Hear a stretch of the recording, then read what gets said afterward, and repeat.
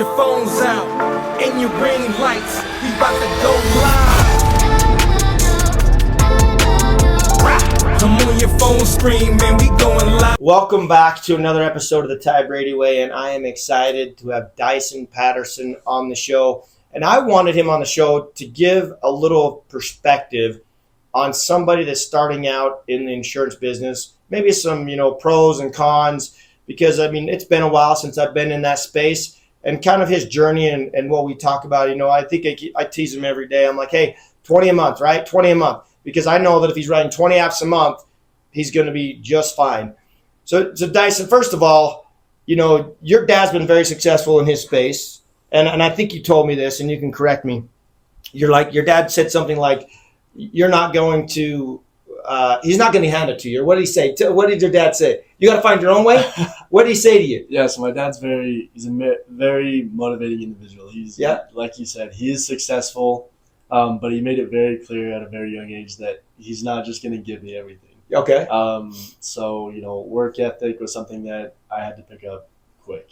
Okay. So, you're not going to ride my coattails, right? Does that sound fair? Yeah, exactly it. Yeah, it's time to put the work in. It's time to, build something for yourself. And, it comes from the most loving place. Yeah. And my dad's one of my best friends. So, and he's there to help me, and it was more of a teaching moment. That might come across as a little bit harsh to a lot of people. Mm-hmm. But having it come from a place of love and really just a place of learning of how to put in the work and how to, push through when things don't go your way, I think that's one of the most valuable lessons I've learned in my life. My dad, what I'd say, is the hardest working man I've ever seen, because he would work a day job and then he'd work at night for years. With 8 sisters and 2 brothers, he had to be the provider. And it's nothing he ever said, but it was that example that I saw. Yeah. Right? He never came to me but my dad did very well towards the later part of his years and still does. But it was one of those things, I'm like, he was just always willing to work to provide. Yeah. And we're very family oriented, obviously family. Yeah. But just seeing how, obviously he puts his family first, he puts their needs above his.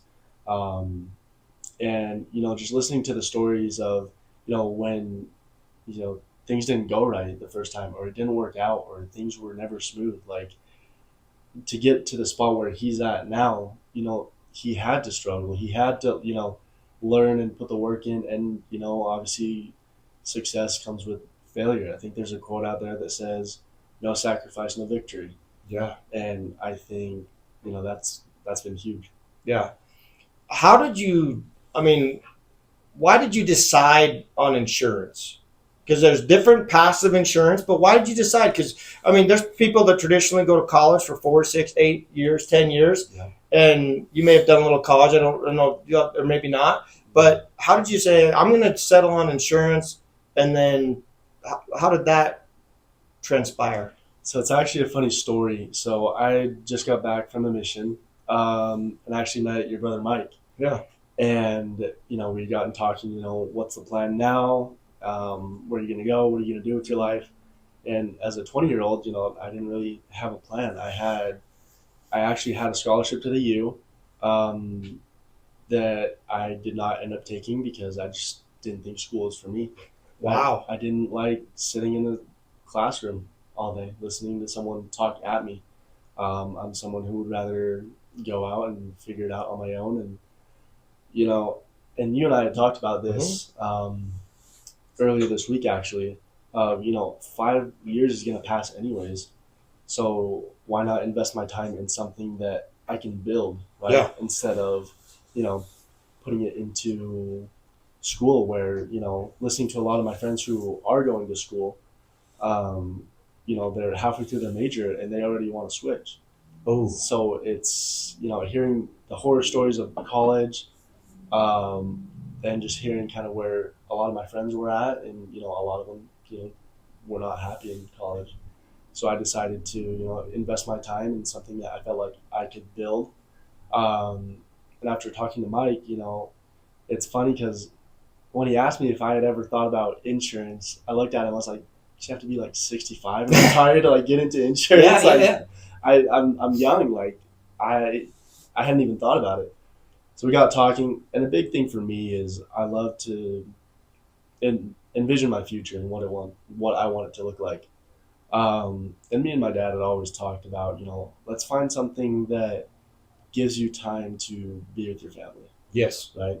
So after talking to Mike and hearing that there is going to be a lot of freedom with in the insurance industry, obviously that comes with a lot of hard work, and you have to build it up over a certain amount of time to get to that spot where you can take time off, and that freedom does come after you put in the work. Sound like the perfect fit for me. I was talking the other day, and my 12-year-old just turned 12, and he was in the car, and we were talking, and he's like, "Dad, why doesn't everybody do what you do?" And I'm like, "What do you mean?" And he's like, "Well, you worked really, really hard for 2 to 5 years, and now you've never missed a football game, a lacrosse game, you've never missed a birthday party, you've never missed any of these things." And I said, "I have, but if I've had work conflict," but he's like, "You're always there." And then my other boy jumps in. He's like, "Well, Dad, I didn't think you ever worked." He's like, "Because you were always there when we left for school, and you were home when we go home from school." Yeah. But they realize now they're like, "Well, Dad, it seems like you can, if you have your phone, you can work from anywhere." Yeah. And I was like, "I don't know." But then I asked the question. I think a lot of people, it's the fear, right? Definitely. And it's the unknown. But you've been in it a little over a year. What are some things you could tell people that are thinking like, "Hey, maybe this path isn't for me, or this path isn't for me"? What are some like things that you went through to finally decide, "Hey, I'm going to do insurance"? And then what were some of the things that you struggled with, and then what's some of the successes? I think kind of going back to what made me choose insurance was the freedom that comes with it. Real briefly, you are in such a great position where you were there for your kids' sports events and all that. Again, I love my dad to death, and he's my best friend in the whole world. But he wasn't there for my football games, for my sports events, and it's interesting because he was in the middle of building something and putting in that work to where he could be. Mm-hmm. And I have 3 other siblings, and by the time they were in their sports, he was to a point where he could be at those sporting events. So it's pretty interesting to see, kind of a little bit of both in the same family, and just being there and seeing, how happy my siblings were, and obviously how happy I was when he could make it for my football games, was huge. But I think, starting out, like you said, I've only been in here, a little over a year. I think the biggest thing is, surround yourself with good people. Yeah. There's a quote, that talks about you become like the people you surround yourself with. Yes. And I was very fortunate and blessed to have met you and Mike and the team we have now. Just a bunch of genuine guys who really, have helped me so much. Yeah. And I would say it's all about, putting in the work, and it's all about seeing that end goal. You and I talk about it all the time, where, you just got to get over that learning curve, and you got to put the time in, and then you'll see it pay off. Insurance is, it's a long-term thing. Yes. You have to build it, brick by brick. And I think a lot of people, if they don't see success in the first, 6 to 8 to even a year, it's hard to keep going. Yes. When you don't see the light at the end of the tunnel. I would say, you just got to trust the process is the biggest thing. When did it become real for you? When did you realize, like, this is legit? Because I do believe that agents get into the industry, and I got a good friend of mine, Cody Askins. He talks about the 8%.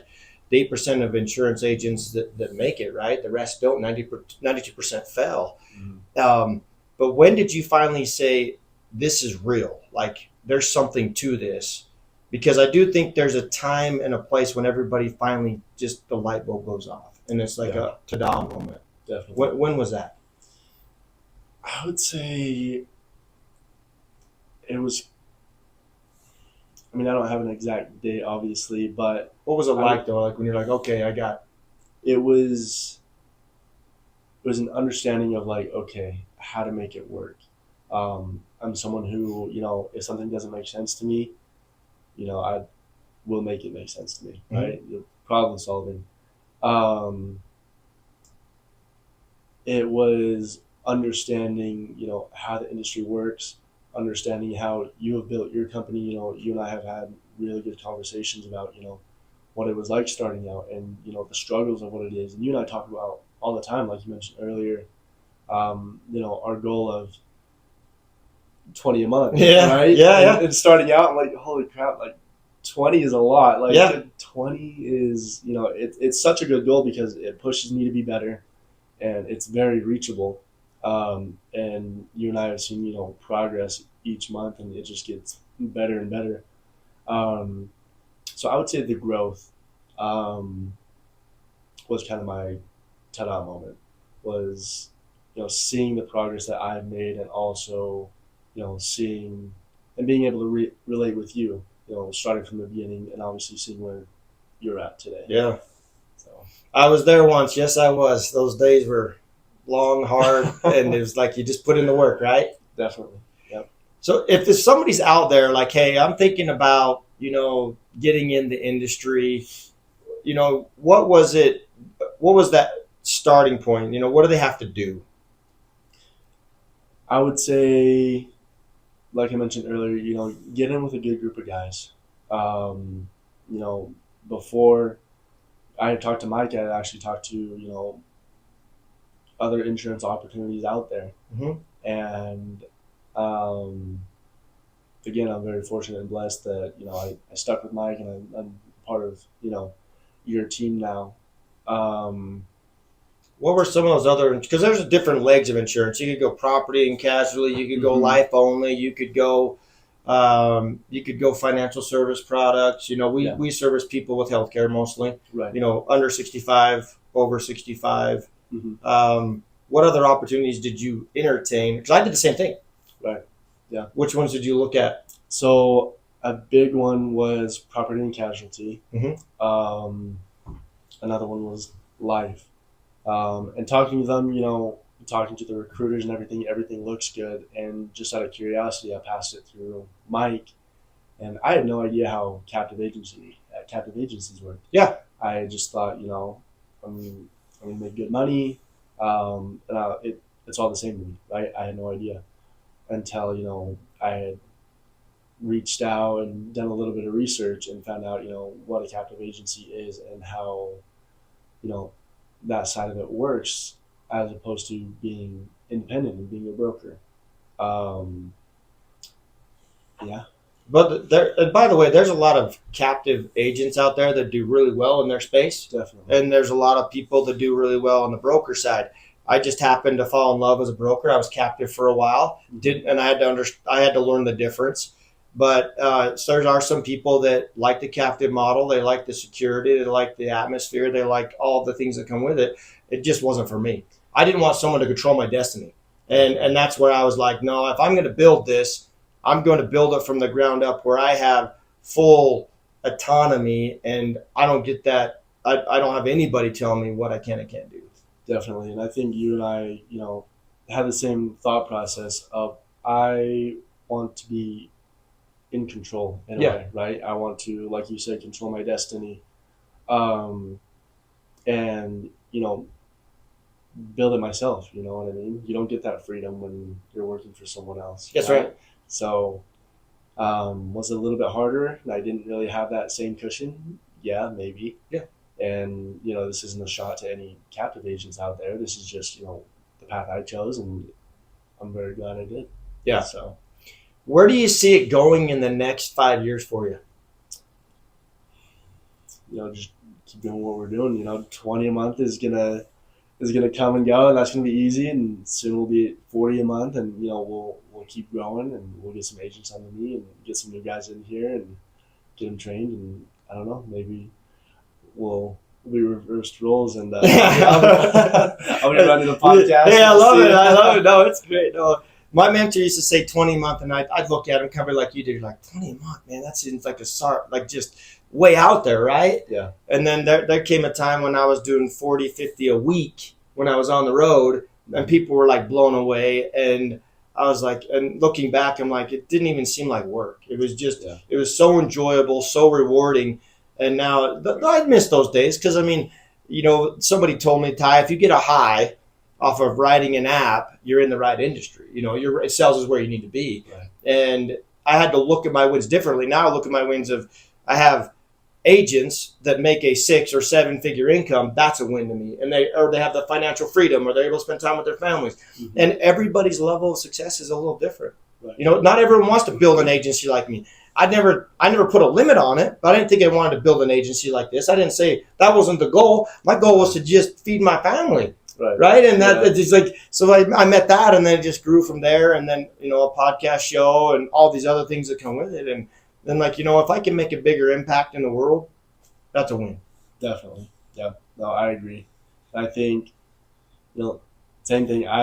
Like I said before, like, insurance was not even on my radar. And then, you know, I got into it, and, you know, I've loved it. And a big thing that, you know, I love is, you know, genuinely helping people. You know, like you mentioned before, we're in the healthcare space. And, you know, just seeing people's eyes light up when you're able to help them is huge for me. People will spend their last dollar to stay alive one more day. And when you think about that and we're able to, you know, and the number one reason people file bankruptcy in their country is because of medical bills. Right. And, you know, whether you're on Medicare, there's an option for you, right? Mm-hmm. Whether you're under the age of 65, there's an option for you. Right. And if you don't have any income, there's an option for you. Yeah. So if you want health insurance, you can be helped. Definitely. How many people do we run into? How many people do we run into that you ask them if they have insurance and they're like, no? It's amazing, right? Daily. Yeah, I talked to a lady yesterday, actually. She, you know, single mom, 2 girls. Husband just passed away, and she was kind of like, you know what, we're just going to write it out and see what happens.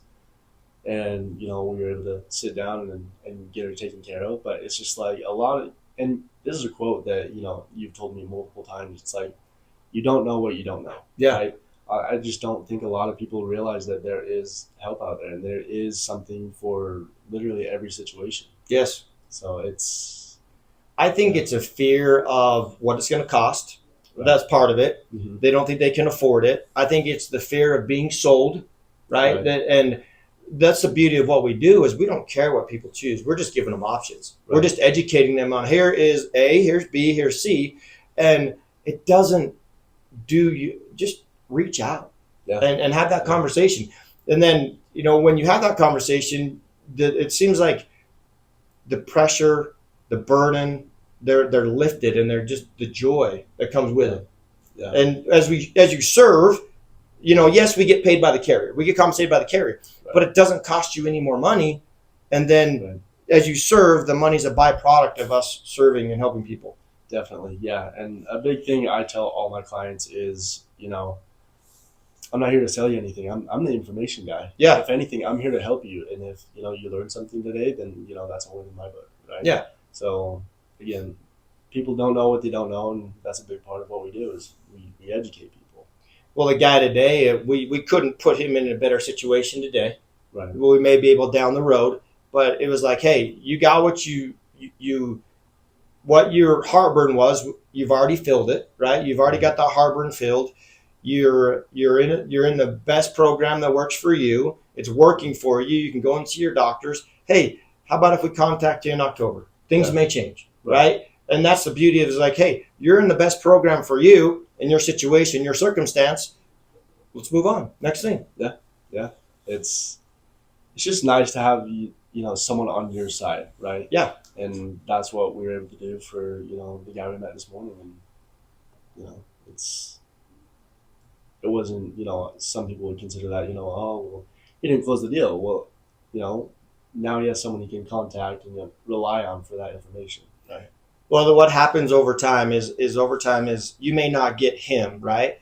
but who does he know when somebody asks him a question about what insurance he has, right? Yeah. Hey, I talked to these two guys and, they weren't able to help me, but I think you should call them. I think they could help you. And that's what you need. All those little champions out there serving your cause because they're your marketers, they're your mouthpiece. And that just blows the door wide open to grow the industry and insurance in general. Yeah. And you and I have talked about this is talk where your feet are, right? Yeah. And it's crazy because, I can sit in here and call lead after lead after lead and, not really get anywhere with them. But, I'll go spend the weekend golfing and, pick up 2 clients just because I mentioned, this is what I do. Yeah. Yeah. I mentioned what I do and, hand out a couple cards and, I get a call 2 weeks later saying, hey, you still doing that? Yeah. Right. So. Oh, you got to tell that story about the golf cart one, and we'll leave it at that. Well, 2 things. Tell a story about the golf cart because that was awesome, and then the last thoughts. Okay. So, a couple months ago, I was down in St. George, just a little family trip. Decided one day to go golf, and I like to keep a couple cards in my golf bag, and I'll leave them in the golf cart when we leave. So we leave. A couple months later, I get a call, right? And I get this call from this guy saying, he had found my card in the golf cart. I was wondering if I could, help him out. But it's just funny because, most people would see it and just throw it away, and it doesn't get anywhere, right? But in this case, he had reached out and, he. Not only him, but other people he knows, like they need help with it and they have questions. And so it's just funny that, it's little things that you don't really think so much about that, they pay off. Yeah. I think you've told me that. Your other stories about like being at a hunting expo and you're like, hey, I help people with health insurance. And it isn't a big, long, drawn out speech I tell people your elevator speech. It's got to be 10, 30 seconds and then how are you and talk about something else. I promise you that it resonates with them, and if they have a need, they're going to come talk to you. Yeah, definitely. I mean, I signed a guy earlier this week. Same thing. Met at a boat show. Had mentioned, it was a long time buddy, an old neighbor I used to have. Just catching up, saying, what are you up to now? I help people with their health insurance. Yeah. Didn't really think too much of it, and he ended up giving me a call and saying, hey, I have a couple of clients that have some questions and they need some help, and we were able to get them the help they needed. Yeah, but it's crazy. You do that enough. I mean, activity generates results, and if you did, I used to do 20 approaches a day, just telling people who I am and what I do. Mm-hmm. You do that enough. You do that for a week, that stacks up. That's 240 contacts a week over 52 weeks out of the year. Even if you only do 50, that's 2,400 contacts. You can't tell me there's not people in there that won't want to do business or need help. Right. And I think a lot of people, they think, when we mention, you got to put in the work, they're thinking, it has to be this big, grand, blown up thing, when in reality, that's not it. It's just, it's step by step, right? My dad has this saying that he used to tell me all the time when, I was trying to progress, whether it was football or, whatever it was, with work, just trying to, get somewhere and focus on what the end goal is. He would always, it's such a funny saying, but he'd go, how do you eat an elephant? I go, it's such a weird saying. I don't know. He goes, one bite at a time. Yeah. And it's so true. It's, it's the little things that matter, right? You get up, you make your calls, you get up, you contact the people you're supposed to do. You put in the work and it's going to pay off. Absolutely. And before you know it, the elephant's gone. Yeah. That's how it works. Last thoughts. Okay. Last thoughts, for anyone interested in getting into health insurance, it's such a great industry and it's such a rewarding industry. Like Ty mentioned, I'm still new to it, but it's been a blessing in my life. I think that if you are in the insurance industry right now and maybe, you're not getting the results you want, keep going, keep pushing. It's going to pay off. and yeah, just eat that elephant one bite at a time. Keep going. So Dysen, thank you. Dysen Patterson today. As always, share, like, and subscribe, and we'll catch you on the next one.